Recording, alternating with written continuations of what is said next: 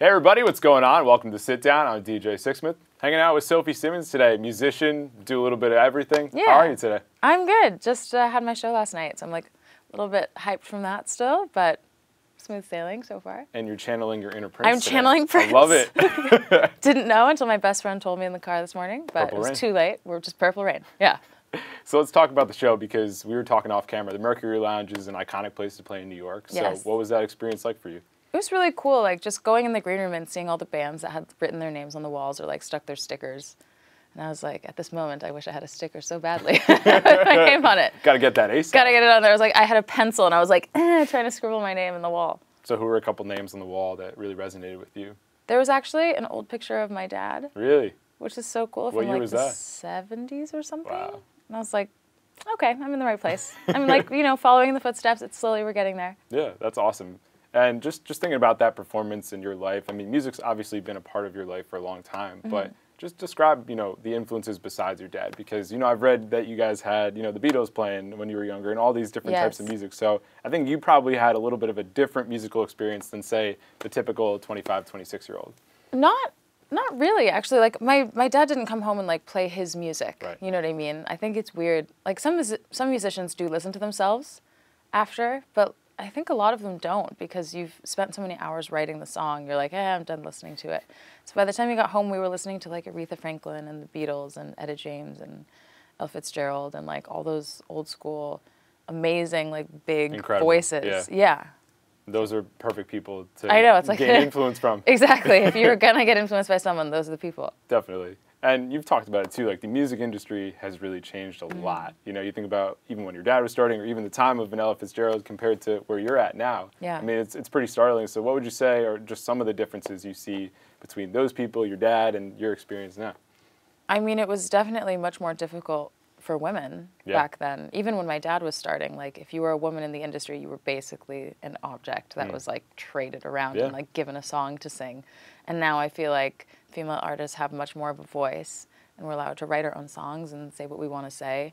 We're still not all the way there, Right. of course. Like you still hear like horror stories, like Kesha's story of, being in a work setting and being harassed. Like that should never happen because it's such a weird space to work because when you're in the studio, it's a creative, safe space. And so you're very open and like sharing yourself with the other person.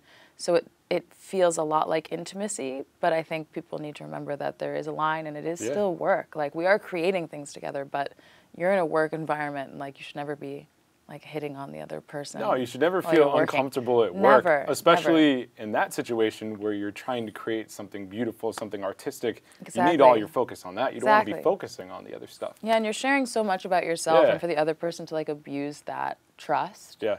Is just, I think, something women are still struggling with in the industry, for sure. I agree. I mean, like, even your new single, Christmas Courage, like, I'm listening to that this Yeah. morning. I think about that song. It's obviously a different type of Christmas song, but, like, if you're in a situation where you're not comfortable, you're not tapping into that depth. Exactly, yeah. I wrote Courage for Christmas by myself, and I think that's why it's one of my more honest songs, is because I obviously felt safe because I was alone when I wrote it. And then I brought it to a producer who was super respectful of me and the song and was able to bring it to a place that we were both happy with.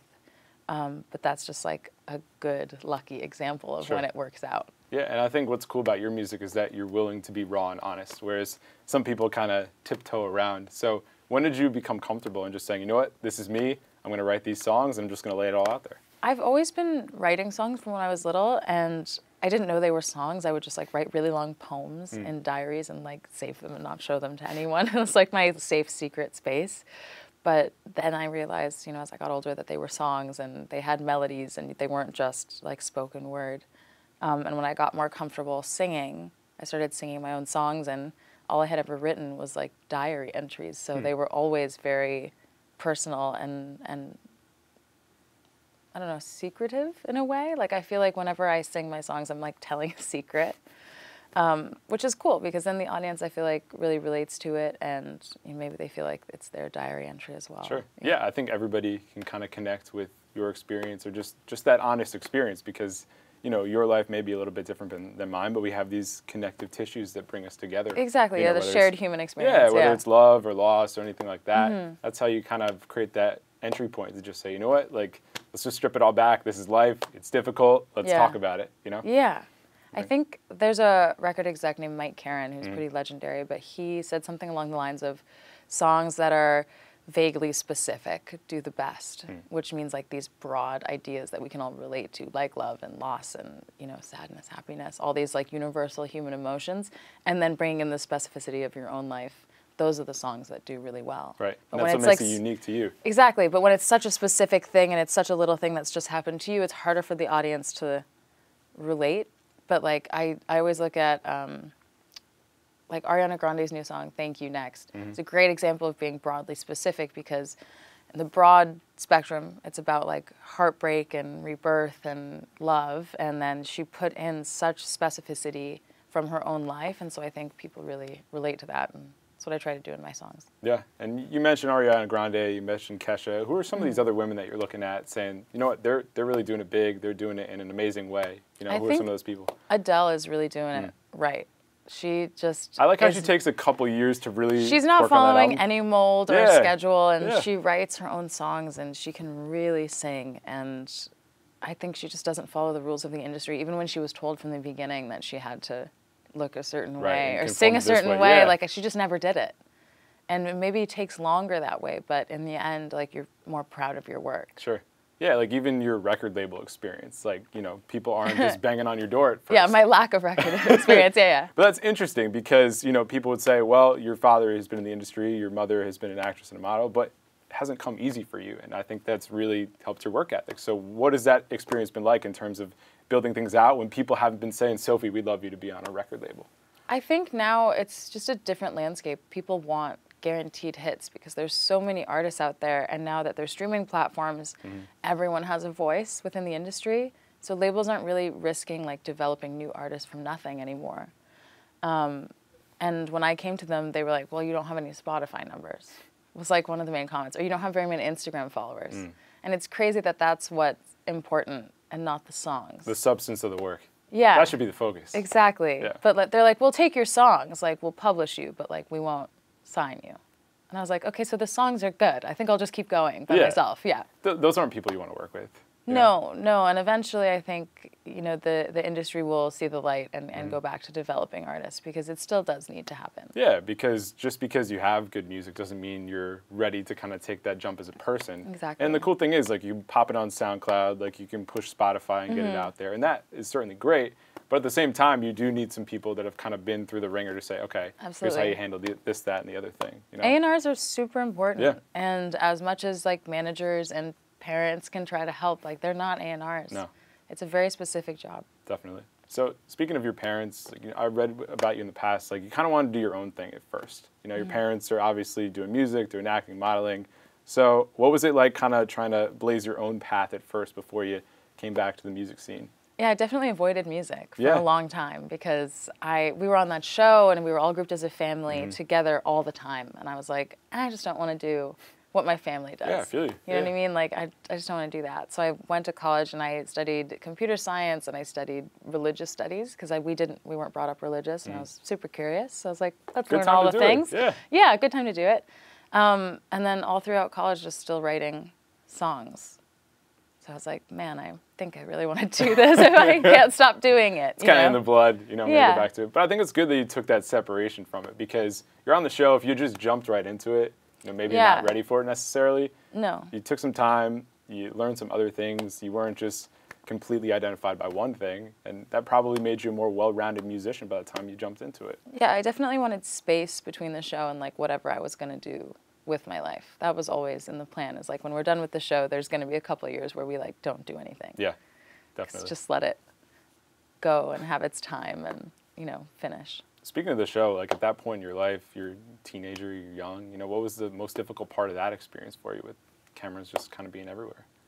I think the most difficult part was like not getting to do a lot of regular teenage stuff. Yeah, like what did you miss out on that you wish you would like have done? sleepovers and Sweet 16s and like going to house parties and things like that, because the other kids' families didn't want them to be on camera. Sure. So like if we had a camera with us, we'd have to get everyone's permission to be there or blur everyone's face, and that doesn't make for like a great show. So we just spent like a lot of time together as a family, but I'm really thankful for that as well because I definitely stayed out of trouble. growing up. Yeah. No, I think that's a good like trade-off. never got into any trouble growing up, but I was like always with my parents, so that makes perfect sense. Yeah, you're not going out late at night No. being mischievous and all that stuff. Exactly. Yeah. So looking at your music career, you know, from where you are right now to where you were at the beginning, you know, what are some of the differences from, say, a song like Black Mirror to where you are with Courage for Christmas? I mean, I think just the fact that people are listening now. Like, Black Mirror was my first release as a solo artist, and I had pretty much no one listening. So it's like always really scary when you put a song out there and you just hope anyone hears it at all. Sure. And it did really well for a first single, and like not having a label. I think it's up to like 1.2 million listens. Which That is video is great. pretty interesting too. We did all that ourselves as well. Yeah. That's awesome. It's just it's very homegrown, the whole project. And now like one of my last singles, Paper Cut, is at 3.2 million, and now Courage for Christmas is out, and so like we're slowly, you know, building up towards something and building that audience. Did you ever see yourself doing a Christmas song? No. It was a total accident. It was last July, my management asked me if I would try writing a Christmas song, because it's really good for like publishing and for sync and like pitching out Christmas songs to other artists. And I was like, yeah, I'll give it a crack.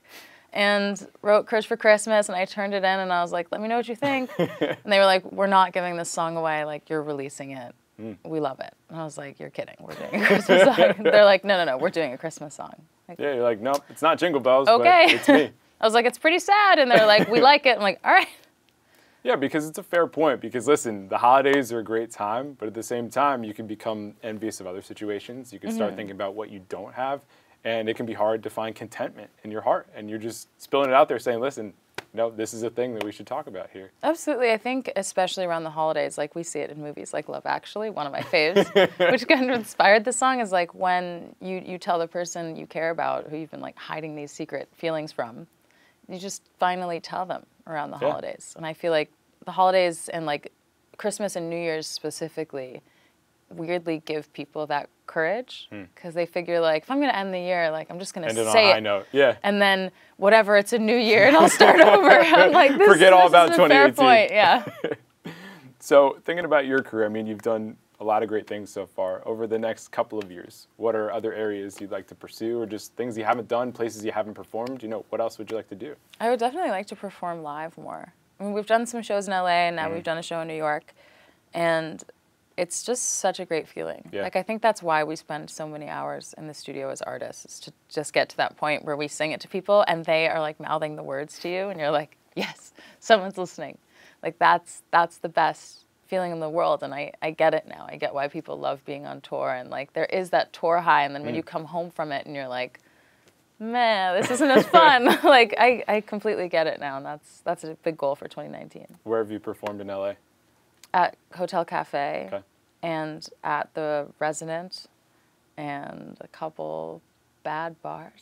But you have to go through those bad bars Of course, to build things yeah, up. of course. So what was the biggest difference between the Mercury Lounge and that bad bar in Los Angeles? There was like hundreds more people. Just for starters. Yeah, for starters, the audience was huge, and I wasn't expecting that many people to come last night, and it's just amazing that they all did. And I really wasn't.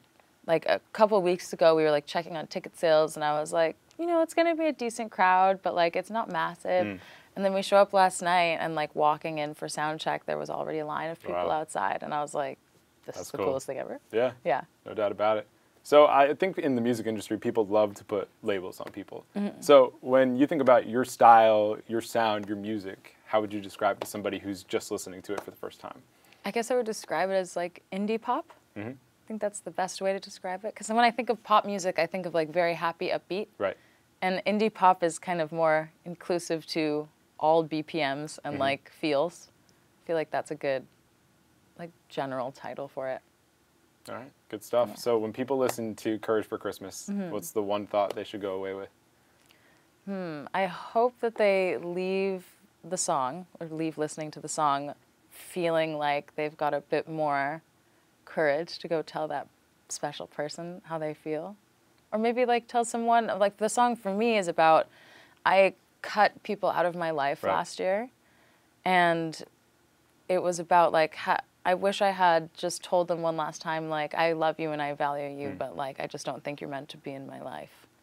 And that's a hard thing to tell somebody. Yeah. That's a hard thing to say. Yeah. Like, it's a really hard thing to say to someone, and I think that's why we don't.